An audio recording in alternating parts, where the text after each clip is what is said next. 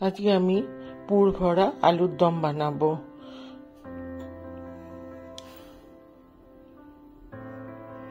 এইটা নতুন আলুগুলো এইভাবে চাকু দিয়ে ওপরের ছিলকাটা ছাড়িয়ে নেব।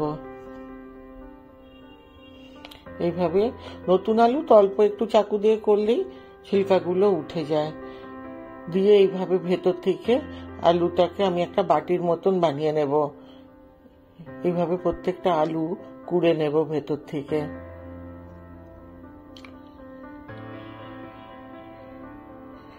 এইভাবে কিলার দিয়ে করলেই সুন্দরভাবে উঠে আসবে।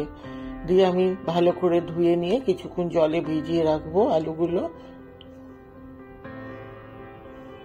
এবার কড়াইতে একটু বেশি করে তেল দিতে হবে, দিয়ে আলুগুলো ভেজে নিতে হবে। এতটাই ভাজতে হবে কমসে কম 80 থেকে 90% সিদ্ধ হয়ে যায়। ভাজার সময় এতটাই সিদ্ধ করে নিতে হবে। দেখুন সুন্দর একটা রং হয়ে গেছে। উল্টে পাল্টে সুন্দর সিদ্ধ হওয়া পর্যন্ত প্রত্যেকটা আলু ভেজে নেব।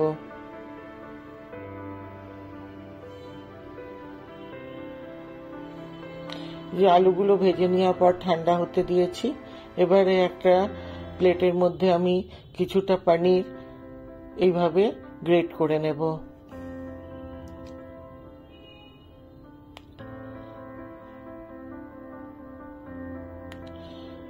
এর মধ্যে চিনি, আন্দাজ মতো নুন, একটু কাঁচা লঙ্কা কুচি,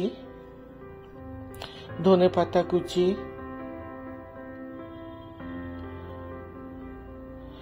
কাজু আর কিশমিশ খুব ছোট ছোট টুকরো করে দেওয়া, আর একটু চিলি ফ্লেক্স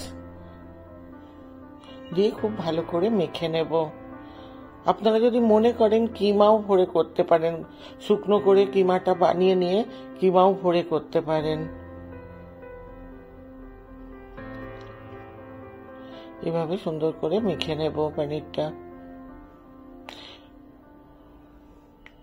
এবারে একটা মিক্সি জারের মধ্যে কিছুটা কাঁচা লঙ্কা আর গোলমরিচ দিয়ে পেস্ট করে নেব। আর আগে থেকে আমি পেঁয়াজ সিদ্ধ করে রেখেছিলাম, সেটাও পেস্ট করে নেব। এবার কড়াইতে যে তেলটা ছিল তার মধ্যে একটু ঘি দিয়ে দেব। ঘিটা গরম হয়ে যাওয়ার পর কিছুটা গরম মশলা দেব আর জিরে দেব। এগুলোর থেকে যখন সুন্দর গন্ধ বেরোবে ততক্ষণ করে ভেজে নেব। এবারে যে পেঁয়াজটা বেটে রেখেছিলাম সেই পেঁয়াজটা দিয়ে আমি পেঁয়াজটা লাল করে ভেজে নেব।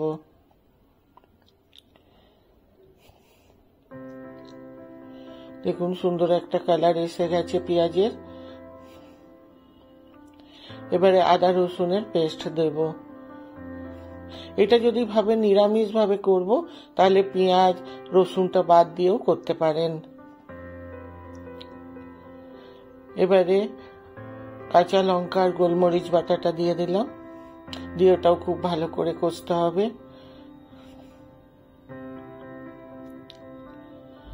এভাবে সুন্দর করে ভালো করে কষে নেব।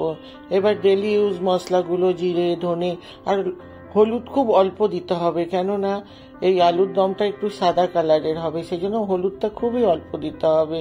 এবারে আমি মিক্সি ধুয়ে একটু জল দিয়ে দিলাম, দিয়ে আবার খুব ভালো করে কষে নেব। এবার আন্দাজ মতন আবার একটু নুন দেব, চিনি দেব,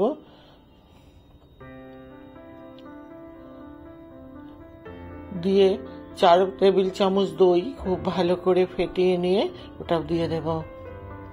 দিয়ে আবার খুব ভালো করে কষে নেব। এবার ঢেকে ঢেকে ভালো করে কষতে হবে। এদিকে মশলাটা হতে হতে আমি যে পুরটা বানিয়ে রেখেছিলাম, আলুগুলোও ঠান্ডা হয়ে গেছে। এবার পুরগুলো আলুর মধ্যে ভরে নেব। এইভাবে দাবিয়ে দাবিয়ে প্রত্যেকটা আলুর মধ্যে আমি পুরটা ভরে নিয়েছি। দেখুন সুন্দর তেল ছেড়ে দিয়েছে মশলার থেকে। দিয়ে একটু ফ্রেশ ক্রিম দিয়ে দেব। ফ্রেশ ক্রিমটাও খুব ভালো করে মশলার সাথে মিলিয়ে নেব। এভাবে সুন্দর করে মিলিয়ে নেব। একবার এইভাবে বানাতে পারেন। এমনি আলুর দম তো আমরা খাই, একবার পুর ভরে একবার এইভাবে বানাতে পারেন। আর এটা নতুন আলুতেই ভালো লাগে। এবার আমি দুধ দিয়ে দিলাম। এবারে আমি কিছুটা দুধ দিয়ে দিলাম। এবারে আমি ফুটে ওঠার পর আলুগুলো দিয়ে দেব।